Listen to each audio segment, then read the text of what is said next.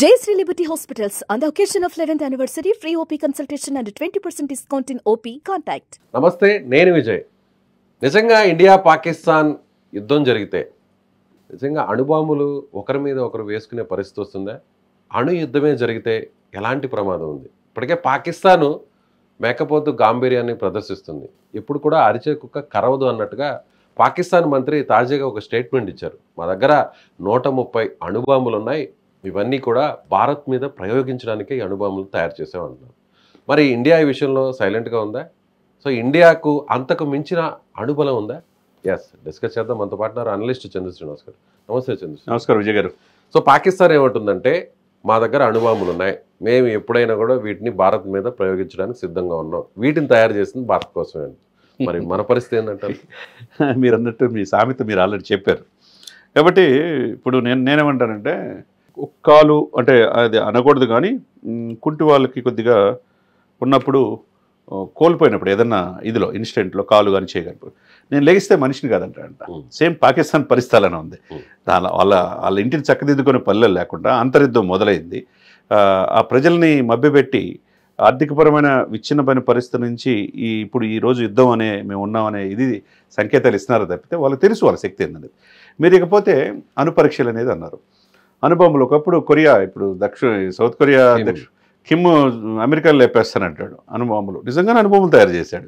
అప్పుడప్పుడు సముద్ర గర్భాల్లో కూడా ప్రయోగించి కూడా చూపిస్తాడు. భయం అనేది ఉంటుంది. అట్లా పాకిస్తాన్ అని చెప్పేది మొదటి నుంచి కూడా మేము అణుబాంబులు ఉన్నాయి, మేము ఇండియాని లేపేస్తాం, అసలు కాశ్మీర్ మాదే అని చెప్పేసి మొదటి నుంచి కూడా డాంబికాలు పలుకుతాను ఉంది. కానీ 3-4 సార్లు మన దేశంలో ఏ రోజు పెట్టుకున్నా ఓడిపోవటమే. అది అణుబాంబులు వేస్తే ఏమైంది అనేది పాకిస్తాన్ తెలియదు కాదు. మనకు 1-2 ప్రాంతాల్లో వేస్తే కొద్దిగా నష్టం జరగొచ్చేమో కానీ అసలు మనం వేస్తే అసలు పాకిస్తాన్ అనేది మ్యాప్లో లేకుండా పోతుంది. అది వాళ్ళకు కూడా తెలుసు. కాబట్టి ఇక్కడ ఏంటంటే మనం అణుబాంబుల విషయానికి వస్తే అండి, నిజంగా రియల్గా భారతదేశంలో రక్షణ విషయంలో మొదటి నుంచి స్వాతంత్రం వచ్చినప్పటి నుంచి అప్పుడున్న పరిస్థితులు బట్టి, ఆర్థిక పరిస్థితులు బట్టి అంతగా కేటాయించలేకపోయినా అటల్ బిహారీ వాజ్పేయి గారు ఉన్నప్పుడు ఆయన ఈ రక్షణ విషయంలో చాలా కఠిన నిర్ణయాలు తీసుకున్నారు. అప్పుడు రక్షణ శాఖ సలహాదారుడుగా అప్పుడు అబ్దుల్ కలాం గారు ఉండేవాళ్ళు. ఆయన డిఫెన్స్ మ్యాన్ మనకు తెలుసు. అటువంటిది దేశ రక్షణ విషయంలో ఒక ముస్లిం అయి ఉండి మరి ఈ దేశానికి రాష్ట్రపతిని ముస్లిం చేసుకున్న గొప్ప దేశం, సంస్కృతి మనది, మన పాలకులది. మరి అదే అబ్దుల్ కలాం గారు ఈ అణుపరీక్షలు స్వయంగా భారతదేశం వైపు చేశాడు. అణుబాంబులు తయారు చేయడానికి పూర్తి స్థాయిలో పనిచేసిన వ్యక్తి అబ్దుల్ కలాం గారు. అప్పుడు మిస్సైల్ మ్యాన్ అంటారు. అటువంటిది ఆ వ్యక్తితో పాటుగా అప్పుడు ఆ రోజు సంతానం అని చెప్పి వెరీ పవర్ఫుల్ ఉన్నారు. చిదంబరం ఉన్నాడు రక్షణ సలహాదారుడు. తర్వాత జార్జ్ ఫెర్నాండేజ్ రక్షణ శాఖ సహాయ మంత్రి. వీళ్ళందరూ కూడా సైనిక దుస్తులో వెళ్ళి యాపిల్ బాక్సులు అని చెప్పి తీసుకెళ్ళి అసలు అమెరికా ఉపగ్రహాలు కూడా మన భారతదేశంలో కదలెక్కులు, మన టైం ఎంత, మనం ఏం చేస్తున్నాం కూడా తెలుసుకునే కూడా ఉంటుంది. కానీ వాళ్ళకు కూడా తెలియకుండా మన అణుపరీక్షలు 1998 మే 11, మే 13 ఒకరోజు చేసిన పర్ల, ఒకరోజు చేసినట్టు కొంచెం 2 రోజులు చేసాం. అంటే ఒక్కసారిగా భారతదేశం శక్తి ఏందనేది ప్రపంచాన్ని తెలియజేయగలిగాం. అది అంత పాలకులు వాజ్పేయి గారు అంత ఫ్రీ హ్యాండ్ ఇచ్చారు. చేయగలరు అంతే. ఆర్మీకి కానీ ఆ రోజు ఇండియా టుడేలో నేను చిన్నతనంలో చదువుకునేటప్పుడు ఆ ఇండియా టుడే ఇప్పుడు కూడా నా దగ్గర ఉన్నది. ఎంత పవర్ఫుల్గా వాళ్ళల్లో సంతానమైన ఒక వ్యక్తి అయితే, పవర్ఫుల్ ఆఫీసర్ అయితే, వాళ్ళ ఇంట్లో వాళ్ళ నాన్నగారు చనిపోయిన వెళ్ళలేపాడు. సెలవులు కూడా దేశం ముందు అనుకున్నారు. రక్షణ ముఖ్యం ఉన్నారు. అప్పుడు అండర్ గ్రౌండ్లో వెళ్ళి రాజస్థాన్ పోఖ్రాల్లో మే 11 అణుపరీక్షలు జరిపి ప్రపంచంలో భారతదేశ శక్తి ఏందని తెలియజేశారు.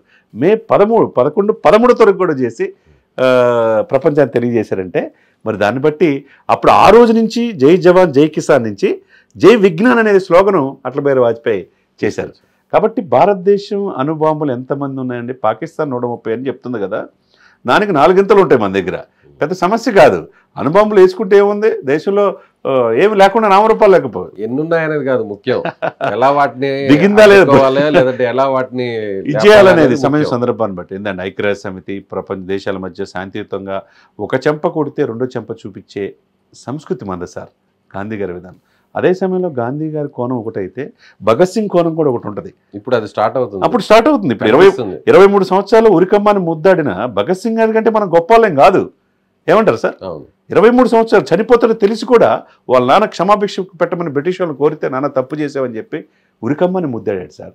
అటువంటి త్యాగదనులు ఉన్న దేశంలో మనం పుట్టాం. ఒక నేతాజీ సుభాష్ చంద్రబోస్, ఒక సర్దార్ వల్లభాయ్ పటేల్, ఇప్పటికీ మనం చెప్పుకుంటున్నామంటే ఒక గూస్ బంప్స్ వస్తాయి. అటువంటి దేశంలో మనం పుట్టి పద్దాకలు ఒక చెంప కొడితే ఇంకో చెంప కొట్టమని చెప్పడానికి ఈ కుహనా లౌకికవాదుల ముసుగులేవి లేవు. ఆ తెర మొత్తం తీసేశారు. ఇప్పుడు చెంప మీద కొడితే ఇంకో చెంపను చూపించే రోజులు పోయాయి. కన్నుకి కన్ను, అంతే, పన్నుకి పన్ను, రైట్. ముళ్ళు ఆ ఇదిలో ఇప్పుడు భారతదేశం ఉన్నది. ప్రతి ఒక్క భారతీయుల్లో వీళ్ళు చేసింది ఏదో 20 మందిని చంపారు అనుకున్నారు, కానీ 140 కోట్ల మంది జనంలో ఒక్క తాటిపై తీసుకొచ్చారు వీళ్ళు చేసిన పని వల్ల. మేమంతా ఒకటి, మాకు హిందూ ముస్లిం. ఇక్కడ పాత బస్సులో ముస్లిం కూడా ఏమంటున్నారు, వేరే రాష్ట్రాల్లో ఉన్న ముస్లింలు కూడా ఏమంటున్నారు, పాకిస్తాన్ లేపేసేయండి అంటున్నారు. ముస్లిం సంస్కృతి ఖురాన్లో ఏం చెప్తుంది, మనుషులు చంపమని చెప్పదు. మేము ఒక కుటుంబంగా ఉన్నాం, భారతదేశం, మేము భారతీయ దేశం, ముస్లిమ్స్ పాకిస్తాన్ కాదంటున్నారంటే ఎప్పుడు లేని ఇది యునైటెడ్గా భారతదేశంకి వచ్చింది. ఏం చేసినా కానీ మేము సహాయం చేస్తామని అటు కాంగ్రెస్ పార్టీ కావచ్చు, మిగతా ప్రతిపక్షాలు కూడా ఇప్పుడున్న మోదీ అధికారంలో ఉన్న ప్రభుత్వానికి బాధ్యతగా నిలబడినాయి. అంటే భారతదేశం అణుబాంబని వీళ్ళ ఊహ అనుకుంటున్నారు. ఆలోచించి పొద్దున్న టార్గెట్ పెట్టి 6ంటికి లేపుతామంటే ఈ రోజు నైటే లేపేసే అణుస్థావరాన్ని కూడా మొత్తం లేపేసే నిర్వీర్యం చేసే వ్యవస్థ కూడా మన దగ్గర ఉన్నది అనమాట. Right sir, thank you. So ఇది ఒకవేళ అణు యుద్ధమే జరిగితే, నిజంగా పాకిస్తాన్ అణు యుద్ధానికి దిగితే ఆలోచన కూడా రానికుండానే ఆ వ్యవస్థను మొత్తం కూల్చే శక్తి సామర్థ్యాలు మన వద్ద ఉన్నాయి. సో మీరేమనుకుంటున్నారు? మీ అభిప్రాయాన్ని కామెంట్ చేయండి. Thank you so much.